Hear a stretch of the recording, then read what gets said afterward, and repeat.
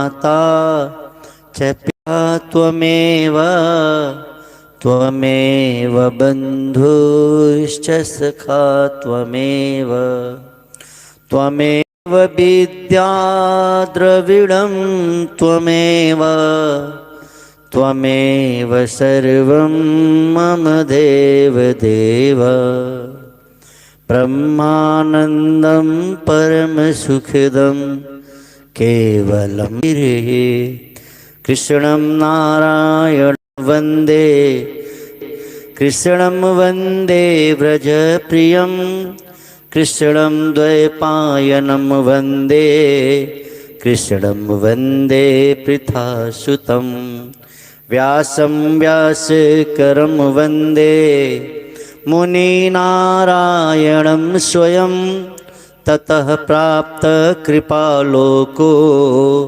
लोकमुक्तकले गृहात् यस्य गङ्गातटे श्रुतो राजतेयं रसात्मकं तममुच्यतं कथाकुञ्जे सकुजन्तं सुखं भजे श्रीधरं श्रीधरे वन्दे श्रीधरैकं परायणं स्वय श्रीप्रसादेन श्रीधरेयं कृतिः कृता राधा भक्ति हरिर्ज्ञानं ताभ्यां या च समन्वितां तां श्रीं भगवती गाथा वन्दे युगलस्वरूपिणीं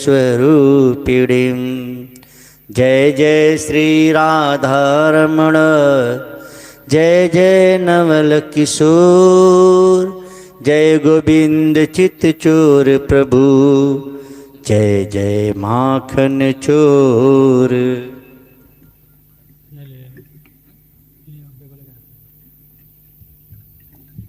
बोलिए बालकृष्ण भगवान की जय।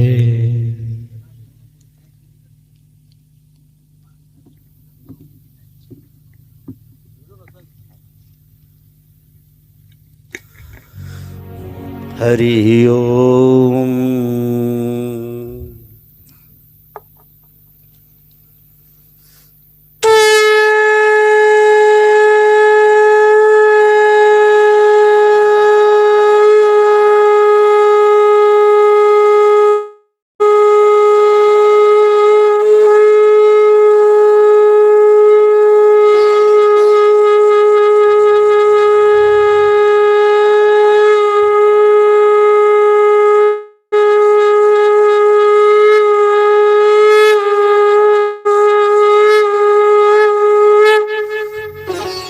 कृष्ण कन्हैया लाल जय। हरि ओम।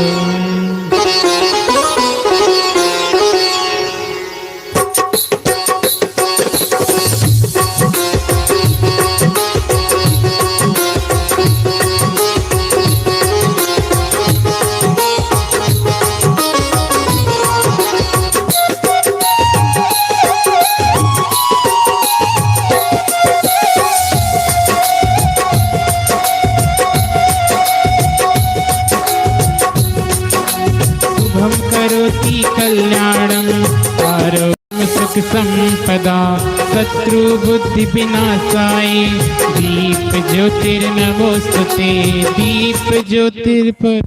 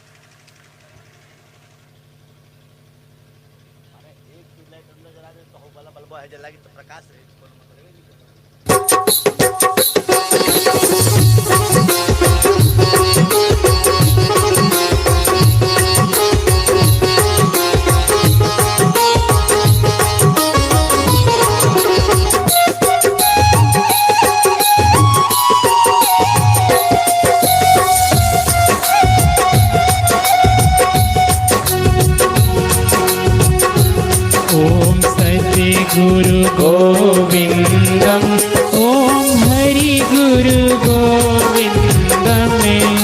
चरण कमल हम ध्याए, चरण कमल हम पाए, करे कोटि कोटि वंदन। ओम सद्य गुरु गोविंदम। सर्व धर्म मर्माज्ञम, वृत्ति नाम वृत्ति नायकम। ओम वृत्ति नाम वृत्ति नायकम।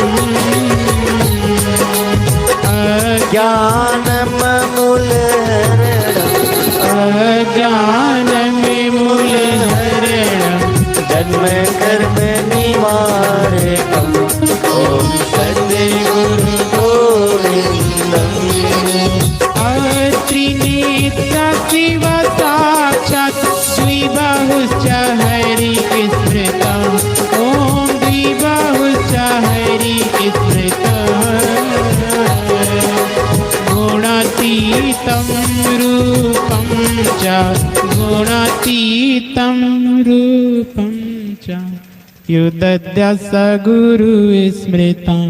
ओम सद्य गुरु गोविंदम।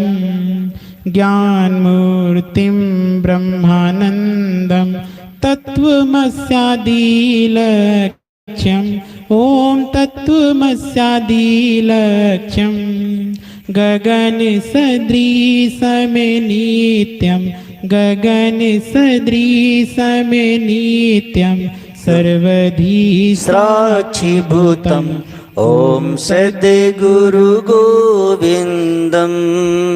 गुरुदेवो गुरुधर्मो, गुरुनिष्ठा परम तपः। ओम गुरु निष्ठा परम तपः। जन्म मृत्यु भयग्नो, जन्म मृत्यु भयग्नो, यस गुरु परमो मतः। ओम सद्य गुरु गोविंदम।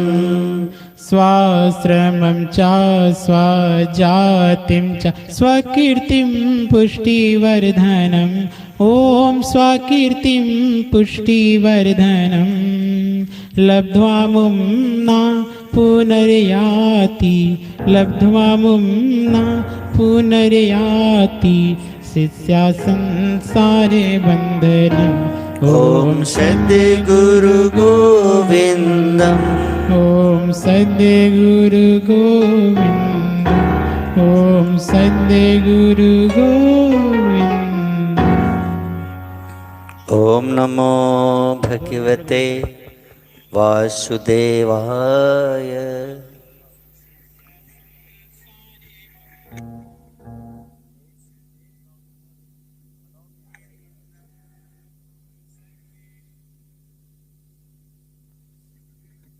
हरि ओम। चलिए भगवत नाम का कीर्तन करते हैं, फिर कथा में प्रवेश करेंगे हम और आप।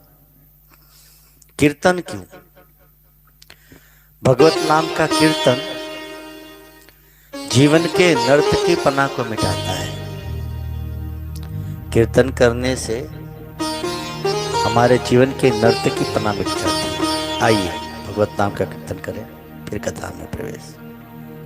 नारायण नारायण श्रीमन्नारायण नारायण नारायण नारायण नारायण श्रीमन्नारायण नारायण नारायण नारायण नारायण श्रीमन्नारायण नारायण नारायण नारायण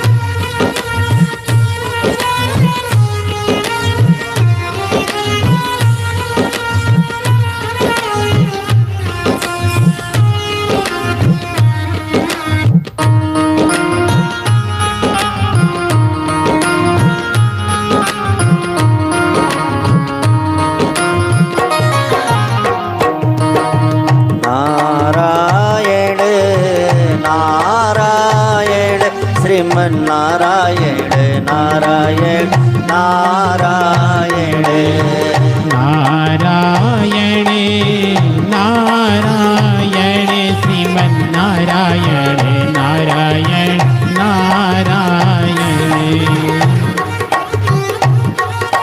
वही मैं करूं जो कि तुम चाहते हो, वही मैं करूं जो कि तुम चाहते हो। मैं चाहूं कि अपनी दमन चाहता हूँ, मैं चाहूं कि अपनी दमन चाहता हूँ। मुझे अपने रस से तुम भर दो प्रभु जी, मुझे अपने रस से तुम भर दो प्रभु जी।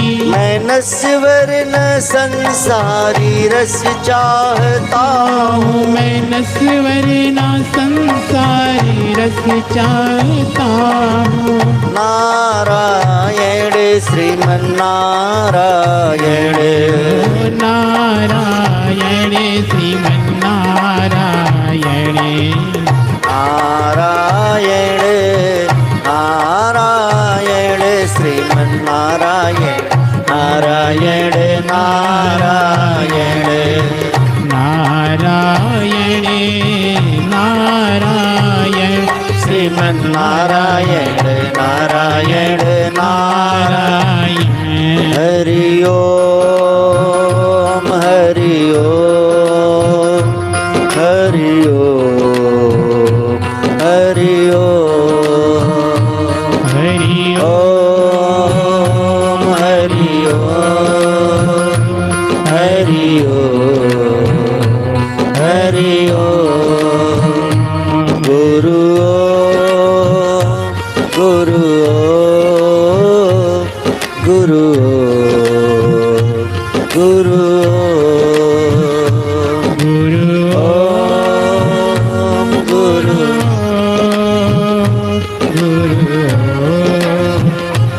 गुरु ओम नमो भगवते वासुदेवाय। कल हम सब भागवत के चौथे स्कंद में थे। चौथे स्कंद को विसर्ग लीला कहा गया है। ब्रह्मा जी की जो सृष्टि है इसका नाम भी विसर्ग है। तो भागवत का चौथा स्कंद विसर्ग है। ध्यान से समझेंगे। चौथे स्कंद में लगभग 1445 श्लोक है। श्रीमद् भागवत के 12 स्कंद में 18,000 श्लोक है। अकेले चौथा स्कंद को स्मरण करें, पढ़ें यदि ध्यान से, तो 1445 श्लोक है। अब ये चौथा स्कंद बता क्या रहा है? चौथे स्कंद में धर्म की चर्चा की है 7 अध्यायों में। धर्म के लिए 7 अध्यायों का वर्णन किया गया है। धर्म करना है तो 7 बातों का ध्यान रखना चाहिए। धर्मात्मा व्यक्ति के लिए बताया गया भागवत में कि हम क्या करेंगे तो धर्म अनुकूल होगा और धर्म प्रसन्न होंगे। क्या करेंगे तो धर्म प्रसन्न होगा, अनुकूल वातावरण मिलेगा। हम क्या करेंगे तो धर्म नष्ट होगा, प्रतिकूल वातावरण मिलेगा। इन बातों को बताने के लिए 7 अध्यायों का वर्णन है। हमारा धर्म मजबूत हो, धायते इति धर्म, धर्म धारण करने की चीज है। और जो धर्म के मार्ग पे है फिर बाल न बाका कर सके जग चाहे बैरी। एक तरफ 100 थे और एक तरफ 5 थे। 100 में से एक भी बचा नहीं और 5 में से एक भी घटा नहीं। कारण क्या है कि 5 धर्म के पक्ष से थे और 100 अधर्म के पक्ष से थे। तो भागवत जी के चौथे स्कंद में धर्म के 7 अध्यायों का वर्णन किया गया है। ये 7 अध्याय धर्म के लिए है, यानी धर्म करें तो खूब तत्परता रहे, 7 बातों का ध्यान रखें। अब ये 7 बात क्या है? धर्म करते समय ध्यान रखना चाहिए समय कैसा है, कौन से समय में क्या खाना चाहिए, कौन से समय में कैसे वस्त्र पहनने चाहिए, कौन से समय में क्या हमको भोजन लेना चाहिए। सब धर्म है, सब धर्म की बातें हैं। किस समय में क्या भोजन, जैसे गर्मी आ गई तो तेल वाले भोजन कम करें, नहीं तो लीवर खराब हो जाएगा। आप लोगों ने कभी सोचा कि होली में हम इतना पकवान क्यों बनाते हैं? होली में लगभग सब कुछ बनता है, कारण क्या है? यह कारण है कि हमारे पूर्वजों को पता था कि होली के बाद गर्मी आ जाएगी, तो होली में जितना तेल वाले सामान खाना है खा लो, अब गर्मी भर मत खाना। लेकिन ऐसी बेवकूफ़ी कि सब शादी ब्याह गर्मी में करते हैं, बीमार पड़ेंगे। तो धर्म के 7 लक्षण जो बताए गए हैं उसमें सबसे पहला यही बताया गया कि कब क्या खाना, कैसे रहना चाहिए, इसका ज्ञान होना चाहिए। पहली बात की देश शुद्धि। हम और आप मकान बनाए तो कहाँ बनाए? जैसे नौकरी करने जाना है तो हम लोग पूछते भाई कौन से शहर को जाए। तो धर्म करना है तो पहले जानिए कहाँ जाए, कौन से देश में जाए। दूसरा काल शुद्धि, किस समय क्या करें, इसका ज्ञान होना चाहिए। मंत्र शुद्धि, किस समय क्या मंत्र पढ़े। पंडित जी वही हैं, आप भी वही हो, आपका घर भी वही है। विवाह कराओगे तो विवाह के समय पंडित जी को बुलाइए तो विवाह पद्धति लेके जाएंगे, विवाह की मंत्र बोलेंगे। और कोई मर जाता है तो हम भी वही, घर भी वही, पंडित जी भी वही, लेकिन उसमें श्राद्ध पद्धति लेके आते हैं, मंत्र बदल जाती है भाई। तो मंत्र की भी महिमा है, खूब ध्यान देने योग्य विषय है। देश शुद्धि, काल शुद्धि, मंत्र शुद्धि। अब बोले विचार शुद्धि। धर्मात्मा का मतलब है नहीं कि हम धर्म कर रहे हैं, धर्म कर रहे हैं तो हमारा धर्म करने का उद्देश्य क्या है। यदि हम धर्म करते हैं और विचार शुद्ध नहीं है तो यह धर्म नहीं माना जाएगा। कईयों को देखो हैं तो धर्मात्मा लेकिन विचार अच्छे नहीं रहते, खूब पूजा पाठ करते हैं, तिलक लगाते हैं, तो समाज में सम्मान नहीं पाते। विचार शुद्ध होने चाहिए। जिनके विचार शुद्ध नहीं है फिर लाख मंदिर जाओ, मस्जिद जाओ, क्या फर्क पड़ता है। रावण जी शिव जी के बहुत बड़े भक्त हैं, लेकिन रावण जी के विचार शुद्ध नहीं थे तो आज तक रावण जी की कोई जयकार नहीं किया। कोई एक तरफ बैठेंगे तभी सही रहेगा, एक तरफ माताएं बैठ जाएंगी, एक तरफ आप लोग, खिचड़ी वाला काम हो रहा है। कोई एक तरफ हो जाएंगे तो सही हो जाएगा। हाँ ये सही। अब देवी आगे आ जाओ इधर। ओम नमो भगवते, समझ रहे हैं? देश शुद्धि, काल शुद्धि, मंत्र शुद्धि, विचार शुद्धि, इंद्रिय शुद्धि। इंद्रियां भी हमारी शुद्ध होनी चाहिए। हम जब धर्म करने चले तो यह ध्यान रखिए कि हमारी नजरों में कहीं विकार तो नहीं, हमारे मन में कहीं अहंकार तो नहीं, ये भी ध्यान रखें। और फिर बोले द्रव्य शुद्धि, ये बात तो बहुत ध्यान देने योग्य है। आजकल लोगों को लगता है कि सब गड़बड़ गड़बड़ कर लो और थोड़ा बहुत दान कर दो तो पाप कट जाएगा, ऐसा होता ही नहीं। पाप की कमाई परमात्मा स्वीकार ही नहीं करते। कईयों के दिमाग में ना कि थोड़ा इधर उधर जितना हम गड़बड़ करके कमाए थोड़ा दान करेंगे सब हिसाब बराबर हो जाएगा, ऐसा नहीं होता भाई। तो द्रव्य शुद्धि यानी धर्म करते समय जो द्रव्य लग रहा है वो शुद्ध होना चाहिए। अब भागवत जी ने 5 अध्यायों में वर्णन किया है अर्थ का, देखो कितना सुंदर है। पुरुषार्थ करके हम धन कमा सकते हैं, तो 5 बातों का ध्यान रखना चाहिए। आपके जीवन में 5 बातें हैं तो धन कहीं ना कहीं से आएगा, चिंता न करो। या जिनके पास धन है वो 5 में से कोई ना कोई एक काम जरूर किए होंगे, आप चेक कर लो। आपके इर्द गिर्द में जो धनवान लोग रहते हैं उनके जीवन में देखो 5 में से कोई ना कोई एक बात होगी तभी धनवान है, नहीं तो हो नहीं सकते। और हम भी खूब इस पर ध्यान देके देखें। पहला, माँ बाप की सेवा। माता पिता की सेवा करने वाला गरीब नहीं हो सकता, उसको धन के लिए वो कर्जदार नहीं रहेगा, उसको धन की कमी नहीं हो सकती। भागवत की बात मैं सुना रहा हूं आपको। लेकिन कभी कभी ऐसा होता है कि कोई जन्मा हो, उसके माँ बाप मर गए, तो कहाँ से सेवा करेगा, लेकिन धनवान है। तो दूसरा कारण होता है गुरु की सेवा। जैसे माँ बाप तो नहीं मिले, सेवा करने का मौका नहीं मिला, लेकिन किसी संत के यहाँ जाता है तो लाभ हो जाएगा। लेकिन आपने दुनिया में ऐसे बहुत से लोगों को देखा होगा जो ना माँ बाप के यहाँ जाते हैं, ना माँ बाप की सेवा करते हैं, ना गुरु के द्वार जाते, फिर भी धनवान, संत की सेवा भी नहीं करते। तो बोले तीसरा कारण है वो आदमी मेहनती होगा, उद्यमी। मेहनत करने वाला व्यक्ति भी गरीब नहीं हो सकता। तो माँ बाप की भले सेवा ना करे, गुरु के द्वार ना जाए, लेकिन मेहनत कर रहा है तो धन मिलेगा। लेकिन हमने ऐसे भी लोगों को देखा है, ना मेहनत करते हैं, ना माँ बाप की सेवा करते हैं, ना गुरुद्वार जाते हैं, फिर भी धनवान है।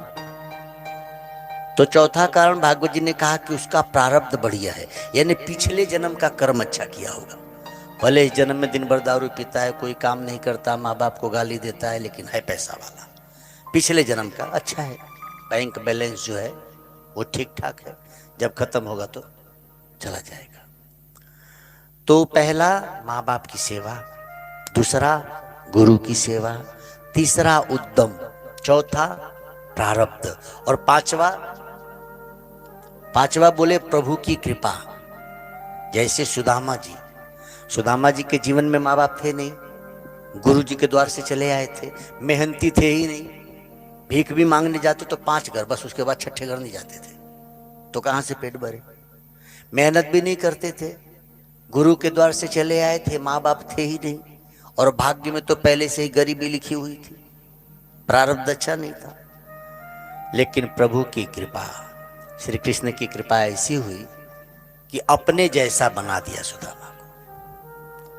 तो भागवत के चौथे स्कंद में कहा 5 अध्यायों में वर्णन किया गया है, यानी हम 5 में से कोई एक पकड़ लें तो भी धन की कमी नहीं रहेगी। अब 11 अध्याय में काम का वर्णन है, 11 अध्याय में। इसका अर्थ यह हुआ 5 ज्ञान इंद्री, 5 कर्म इंद्री और 11वां मन, ये 11 बातें हैं जीवन में। 11 बातें यदि हमारे जीवन में हैं तो आप और हम निश्चित रूप से काम पर विजय पा लेंगे। इन 11 बातों को जो ध्यान में रखता है वो काम से पार हो जाता है। ये काम का, इसी चौथे स्कंद में राजा पृथु का चरित्र आता है, ये पुरुषार्थ के प्रतीक है। और चौथा है अष्टधा प्रकृति, 8 अध्याय, समझ रहे हैं? 7 अध्याय में धर्म की बात, 5 अध्याय में अर्थ की बात, 11 अध्याय में काम की बात, और 8 अध्याय में मोक्ष की बात। मुक्ति पानी है तो 4-4 अध्याय किए। तो 4-4 अध्याय में क्यों कहा? 4 अध्याय निर्गुण ब्रह्म का, 4 अध्याय सगुण ब्रह्म का। अच्छा, दोनों मुक्त करते हैं। जैसे आप ट्रेन से जाओ या बस से, लखनऊ पहुंच ही जाओगे, तो सगुण रूप को मानो या निर्गुण रूप को मानो, लेकिन हम मुक्त हो जाएंगे। इसीलिए 8 अध्यायों में वर्णन किया गया है। तो इस तरह से आप मोक्ष भी पा सकते हैं, काम वासना पर भी विजय पा सकते हैं, धर्म को भी समझ सकते हैं, और धन भी प्राप्त कर सकते हैं। इन सबको पाने का सहज उपाय भागवत जी ने कहा क्या, कि आप और हम गुरु के दिशा निर्देश में भक्ति करना आरंभ करते। मनमानी साधना नहीं होनी चाहिए। मनमानी साधना ही हानि का कारण हो जाती है। कई बार हम और आप मनमाना चल पड़ते हैं। मेरे एक मित्र थे मेरे साथ, तो हम तो गुरु जी के दिशा निर्देश से साधना किए, उसको कोई तांत्रिक गुरु मिल गए, वो थोड़ा सा अपना शुरू किया, तो अभी तक डिस्टर्ब है बेचारा। वो ज्यादा लाभ हो जाए जल्दी के चक्कर में अभी तक हानि उठा रहा है। गुरु के दिशा निर्देश में ही साधना होनी चाहिए। मनमुखी साधना, मनमानी साधना हानि का कारण बन जाती है। चौथे स्कंद में ही प्रचेताओं की कथा आती है। 4 अध्याय में शंकर जी का दर्शन, भगवान विष्णु का दर्शन, भगवान की आज्ञा में गृहस्थ आश्रम में प्रवेश और संत नारद जी का सत्संग। इस तरह से 4 स्कंद का वर्णन आता है। हमको आपको भी इन 4 बातों को खूब ध्यान रखना है। धर्म, अर्थ, काम और मोक्ष। धर्म को धारण करें, लेकिन वास्तव में धर्म क्या है? तो परहित सरिस धर्म नहीं भाई। धर्म क्या है? जिस कार्य से, जिस वाणी से, जिस विचार से दूसरों का भला हो वो धर्म है। जिस कार्य से, जिस विचार से, जिन शब्दों से दूसरों का नुकसान होता हुआ धर्म है। कई बार देखो कुछ मजहबी लोग चिल्लाते रहते, अपना फायदा दूसरे का नुकसान। ये मजहब, ये धर्म नहीं हो सकता तुम्हारा, फिर नुकसान करेगा आपको। जो चीज जितनी, ये तो किसानों को पता होगा, जो फसल जितनी जल्दी फल देती है उतना ही जल्दी उसका फल खराब भी होता है। आप देख लो विज्ञान के हिसाब से, जिस चीज की फसल जितनी जल्दी पैदावार बढ़िया होगी उतनी जल्दी खराब हो जाएगा। जो पक के बढ़िया से होगा वो काफी दिन तक चलेगा। जैसे गेहूं कच्चा काट लो, फिर देखो कितना दिन चलता है, वो जल्दी खराब होगा कि नहीं? गेहूं पूरा पका ना हो और आप काटो, फिर सुखा के पीट के गेहूं निकाल दो, उसमें जल्दी घुन लग जाएगा, पका नहीं। जब तक पूर्ण ज्ञान न हो जाए, जब तक पूर्ण गुरु न मिल जाए, तब तक सावधानी बरतते। तो शंभु मनु की पत्नी का नाम था शतरूपा। अब मैं आपको सृष्टि के वर्णन के बारे में बता रहा हूं। ये प्रश्न विदुर जी ने पूछा है मैत्री ऋषि से, और परीक्षित जी पूछ रहे हैं गुरु सुखदेव जी महाराज से। सुखदेव जी कहते हैं कि शंभु मनु की पत्नी शतरूपा के पुत्र हुए, प्रियव्रत और उत्तानपाद। भागवत के 4 स्कंद में कथा आती है। 2 पुत्र हुए और 3 पुत्रियां हुई। 3 पुत्री कौन कौन सी? आकुति, देवहूति और प्रसूति। तो आकुति जी का विवाह हुआ प्रजापति से, देवहूति जी का विवाह हुआ कर्दम से, और प्रसूति जी का विवाह हुआ दक्ष से। बड़ा सुंदर शंभु मनु के मनवंतर का वर्णन है। रुचि प्रजापति आकुति के गर्भ से एक स्त्री और एक पुरुष का जन्म हुआ। उसमें से जो पुरुष थे वो भगवान नारायण विष्णु के अवतार हुए, और जो स्त्री थी वो माता लक्ष्मी के अवतार हुई। तो उस पुरुष का नाम पड़ा यज्ञ भगवान, और उस स्त्री का नाम पड़ा दक्षिणा। इन दोनों के विवाह से 12 पुत्र हुए। जरा समझते जाएंगे भागवत जी को आज।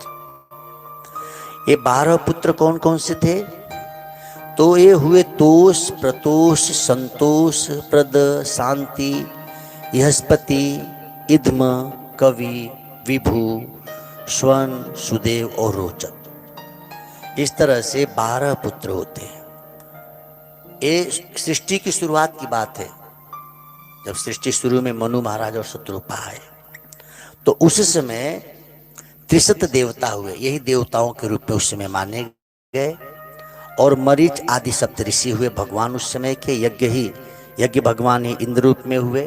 प्रियव्रत, उत्तानपाद के जो पुत्र और पौत्र हुए, उन्हीं से वो मनवंतर चला।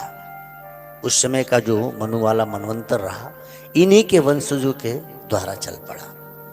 अब उसमें उत्तानपाद कौन है? ध्रुव जी के पिताजी। अब जरा सोचो आप, भागवत कहती है कि उत्तानपाद एक राजा है, उनकी 2 रानियां हैं। एक का नाम है सुनीति और एक का नाम है सुरुचि। पहले तो ये सोचो आप, उत्तानपाद नाम का कोई आदमी आपके गांव में है?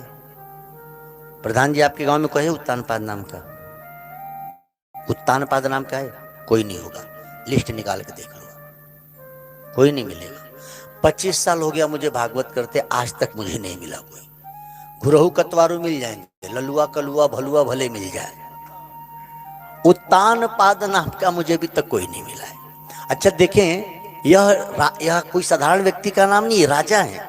उत्तानपाद एक राजा है। अब सोचिए, एक राजा का नाम इतना विचित्र कैसे हो सकता है?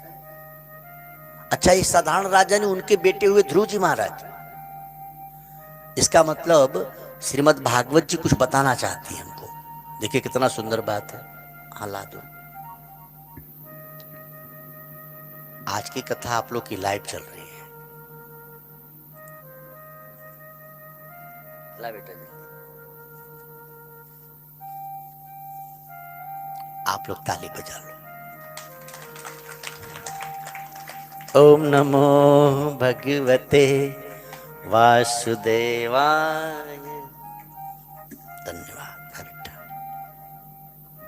ये ठाकुर जी का है।